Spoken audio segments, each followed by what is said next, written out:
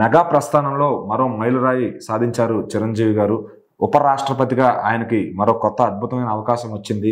So మరి అది అసలు ఎవరు ఇస్తున్నారు, ఎవరి ద్వారా వచ్చింది, దాంట్లో పవన్ కళ్యాణ్ గారు కానీ మోడీ గారు లాంటి వాళ్ళ ప్రమేయం ఏమైనా ఉందా, అసలు దాని వల్ల వచ్చే బెనిఫిట్స్ ఏమున్నాయి? ఇప్పుడు ఖచ్చితంగా మెగాస్టార్ చిరంజీవి పేరు అనేది చాలా గట్టిగా వినిపిస్తుంది, అది కూడా కేంద్రంలో, రాష్ట్రంలో కాదు.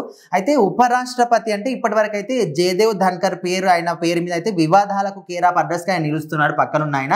సో ఆయన తీసేద్దామని ఒక ఆలోచనలో కూడా ఉన్నట్టు ఆ స్థానంలో మన మెగాస్టార్ చిరంజీవి గారిని భర్తీ చేద్దామని ఇక్కడ కేంద్రం కూడా ఆలోచన చేసినట్టు తెలుస్తుంది. అంటే ఈ మధ్యకాలంలో చూసుకుంటే బీజేపీకి సంబంధించి ఏ చిన్న సభ కానీ ఏ మీటింగ్ జరిగినప్పటికీ కూడా ఆ మీటింగ్ కి మనకు చిరంజీవి గారిని ఆహ్వానించడం, ఆయన అక్కడ హాజరు కావడం, సన్మానించడం ఇవన్నీ ఎక్కువగా చేస్తున్నారు. మనం చూసుకుంటే పవన్ కళ్యాణ్ గారికి కూడా అక్కడ కేంద్రంలో మంచి ఒక ప్రముఖమైన స్థానాన్ని కల్పిస్తున్నారు. ఇటు రాష్ట్రంలో కావచ్చు, ఏ రాష్ట్రంలో ఎలక్షన్స్ జరిగినా కూడా అక్కడ ప్రచారం చేయడానికి, ఆయన ప్రసంగాలు ఇప్పించడానికి కూడా ఎక్కువగా ఇంట్రెస్ట్ చూపిస్తున్నారు. సో అందుకోసమని మెగా ఫ్యామిలీకి ఎక్కువగా ప్రాధాన్యత ఇస్తున్నారా? సో ఇప్పుడు పవన్ కళ్యాణ్ వల్లనే ఖచ్చితంగా కూటమి ప్రభుత్వం గెలిచిందనడానికి అందరికి కూడా స్కోప్ ఉంది, ఆయన వల్లనే గెలిచిన అందరికీ తెలిసిందే.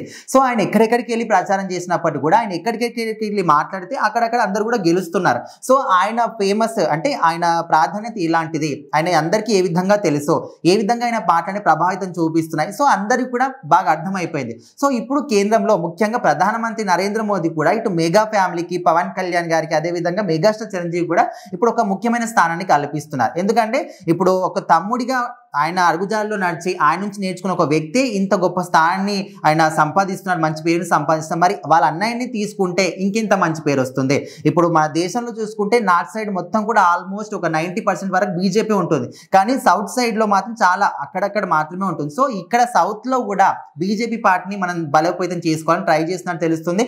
అందుకోసమని మెగాస్టార్ చిరంజీవి గారిని కూడా బరిలోకి దింపితే బాగుంటుందనే విధంగా ఒక ఆలోచన అనమాట. అయితే ఇప్పుడు ఆయన యాక్సెప్ట్ చేస్తారా, దీన్ని తిరస్కరిస్తారా? ఇప్పుడు అదే అనమాట. ఇప్పుడు ఆల్రెడీ ఇక్కడ కేంద్రం కూడా నిన్న వరకు ఒక బాధ్యత అయితే అప్పగిస్తున్నారనే విధంగా తెలిసింది. సో ఇప్పుడు అది ఉపరాష్ట్రపతి అని కూడా తెలిసింది. సో ఈ విషయాన్ని మెగాస్టార్ చిరంజీవి గారికి చెప్పారు. సో ఆయన ఏ డిసిషన్ తీసుకుంటారో, దీనికి అంగీకరిస్తారా లేదా, ఓకే అని చెప్తారా లేదని దాని మీదనే మొత్తం కూడా ఆధారపడి ఉంది. ఒకవేళ ఆయన కానీ ఓకే అని చెప్తే ఖచ్చితంగా ఇది ఒక మన తెలుగు సినిమా ఇండస్ట్రీలోనే కావచ్చు, అదేవిధంగా దేశ రాజకీయాల్లో కూడా ఒక మైల్ రాయి అని చెప్పుకోవచ్చు. సో మొత్తానికైతే మెగాస్టార్ చిరంజీవి గారికి కేంద్రంలో కూడా ఒక మంచి స్థానాన్ని ఇచ్చేటట్టు ప్రధానమంత్రి నరేంద్ర మోదీ కూడా ప్లానింగ్ చేస్తున్నారు. చూద్దాం మరి ముందు ఏం జరుగుతుందని.